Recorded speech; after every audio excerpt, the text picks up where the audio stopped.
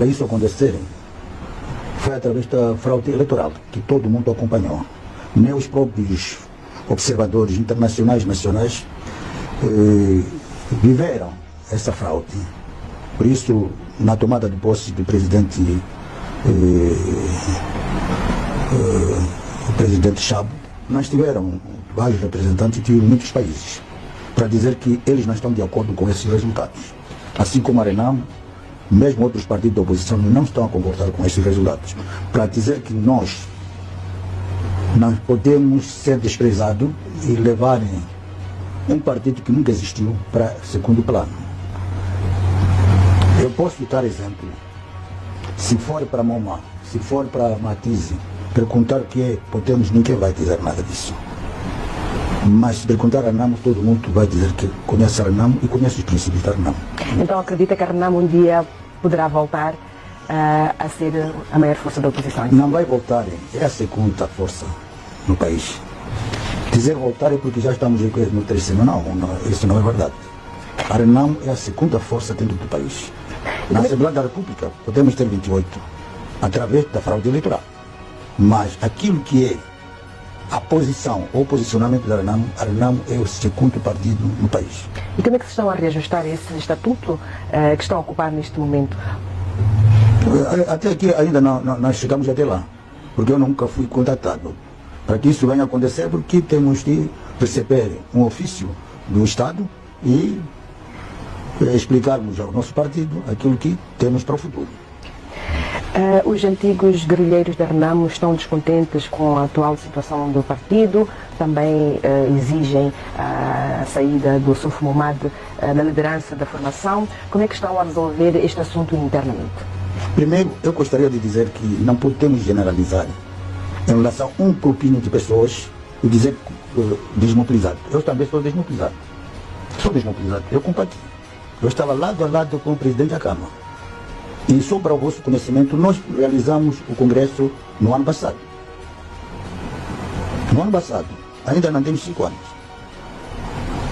Depois do Congresso, eu tenho direito de governar o partido 5 anos, mas ainda não.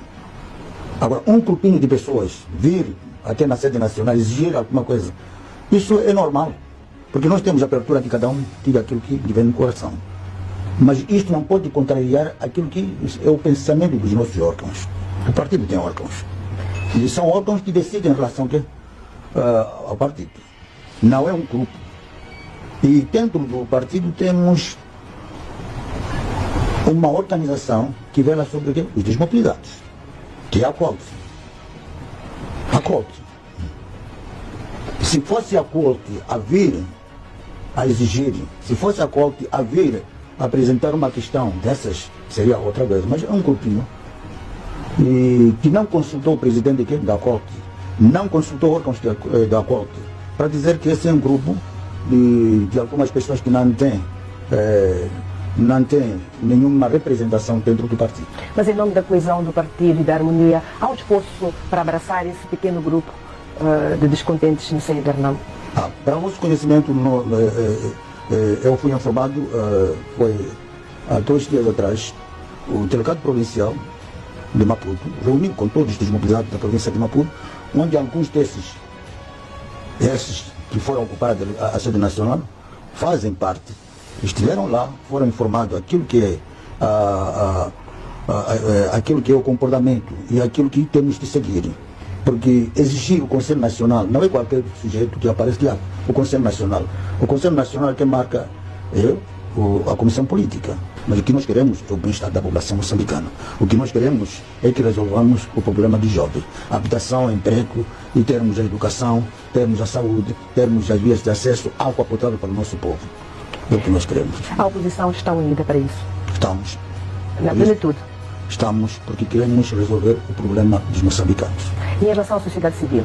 Ela também está incluída neste processo? Eu penso que quando o presidente Chabo, assim como outra vez o presidente Lutero, apareceram ao público, eles disseram que, a posterior, a sociedade civil fará parte deste grupo. Será convidado para estar conosco. Nunca vamos excluir a sociedade civil. A sociedade civil falamos dos enfermeiros, falamos dos médicos, falamos dos jornalistas, todos vamos botar a trabalhar para que encontremos uma solução para o país. E que modelo de diálogo defende a Renamo? É um diálogo participativo, inclusivo, porque nós não podemos criar um grupo que exclua os outros. É preciso que envolvamos todos, para dizer que este é que nós defendemos. Eu falei aqui de enfermeiros, dos médicos, falei dos juristas, falei do jornalista, todos devem ser envolvidos, até agricultores, camponeses. Os acordos alcançados politicamente em Moçambique costumam ser acordos com prazo de validade, ou seja, duram pouco tempo porque se desencadeiam a meio termo crises e convulsões como é que estamos a assistir agora. Por isso é que eu lhe perguntava sobre o modelo de diálogo. Há alguma estratégia nova, alguma inovação na gestão desta situação em particular, desta convulsão que o país está a atravessar? Nós gostaríamos, através desse diálogo, termos os órgãos eleitorais criatíveis, órgãos eleitorais que não vão ter influência de nenhuma parte. Porque o problema que temos é aquilo que aconteceu com a CNN. A CNN não tem o poder de decisão, assim como o Conselho Constitucional. Agora, o trabalho que estamos a fazer é para encontrarmos uma nova fórmula que possa salvar os processos eleitorais em Moçambique, para os processos serem credíveis. Que quando realizarmos eleições não termos crises pós-eleitoral. É o que nós queremos. Há quem defenda que a solução não passa só pela remodelação de uma legislação eleitoral, mas passa também pela idoneidade, a honestidade de quem lidera. Porque os sistemas sempre podem ser adulterados, porque as leis sempre podem ser violadas. O que quer dizer em relação a isso? Não, nós também gostaríamos que chegássemos até lá. Na medida em que nós não gostaríamos de virmos ter os mesmos problemas que tivemos desde 1994. Porque esses problemas eleitorais não estão a começar agora. São de 1994. O presidente da Câmara já veio ao público a denunciar essas manobras dilatórias da parte do Partido Frelimo. E não foi percebido. E hoje os moçambicanos já estão a ver de perto, afinal de contas, aquilo que dizia o presidente da Câmara é aquilo que está a acontecer hoje e a situação é outra. Já uma revolta popular. E eu penso que se a Frelimo quer mudar do seu comportamento, é a altura. Porque se continuar com esse tipo de comportamento e desprezar a vontade popular, é porque a Frelimo não vai governar. Reconciliação e verdade é um processo que falta em Moçambique? É verdade. E como é que se está a avançar já para acordos e diálogos sem que um processo fundamental como a verdade e reconciliação aconteçam de facto? Por isso, é um dos pontos que está dentro do documento que estamos a discutir, a reconciliação. Porque sem reconciliação, sempre vamos ter mortes, vamos ter perseguição, vamos ter impedimento das atividades dos partidos da oposição. Então, em primeiro plano, temos que ter a reconciliação. Para que um delegado da Renamo, um delegado do outro partido da oposição, possa realizar as suas atividades sem nenhuma perseguição. A Polícia da República de Moçambique tem que ser uma polícia republicana, apartidária e profissional. Que não seja uma polícia que pertence a um determinado partido. O extremar da violência e da revolta deste momento também é vista como uma ausência repetitiva deste processo de reconciliação. Ou seja, o país já viveu várias crises e nunca aconteceu isso de forma verdadeira e genuína. Também acredita que seja isso? Foi justamente por não se ter feito esse processo de reconciliação anteriormente que a situação chegou a este extremo? Primeiro é a reconciliação. Se nós queremos a paz em Moçambique, temos de promover a reconciliação nacional. E o que nós também queremos colocar na mesa, aliás, que vem na mesa, é em relação ao processo eleitoral. Se nós termos um processo eleitoral não credível, é porque vamos ter crises. Porque esta crise tem a sua origem. A sua origem é da fraude eleitoral.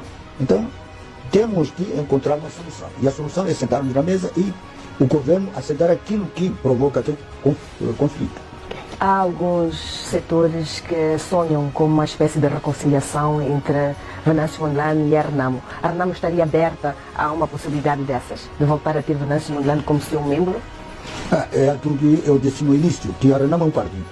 E o partido tem os seus órgãos. Não seria o seu partido hoje vir declarar qualquer intenção em relação a um sujeito ou a um cidadão do seu regresso, ou isso eu não gostaria nem de comentar. Certo. Há algumas críticas também de algumas correntes em relação à sua pessoa, que acreditam que o Suf Momad teria afundado a Renamo pelo facto da Renamo ter, por exemplo, perdido as eleições, entre outros fatores. Acha justa esta visão em relação a si? Mas nós já falávamos isso no início, que os resultados que temos, que alguns interpretam que o partido Renamo está em terceiro, quarto lugar, não é uma posição real. Foi através de uma fraude. Se nós tivéssemos editais, a Renamo estaria até em primeiro lugar. Mas nunca tivemos essa sorte. O exemplo claro foi das eleições autárquicas, em 2023. Nós ganhamos todo o país. Mais de 22 autarquias nós ganhamos. Quando o Conselho Constitucional notificou a Renamo para apresentar editais, nós apresentamos, que era evidência da nossa vitória. E esses editais não foram trabalhar. Mesmo assim, deram a Renamo 4 autarquias. Mas nós teríamos mais de 22 autarquias. Para dizer que em Moçambique, até hoje, não temos eleição livre, justa e transparente. E esses resultados são resultados fraudulentos. Nós não podemos levar a peito.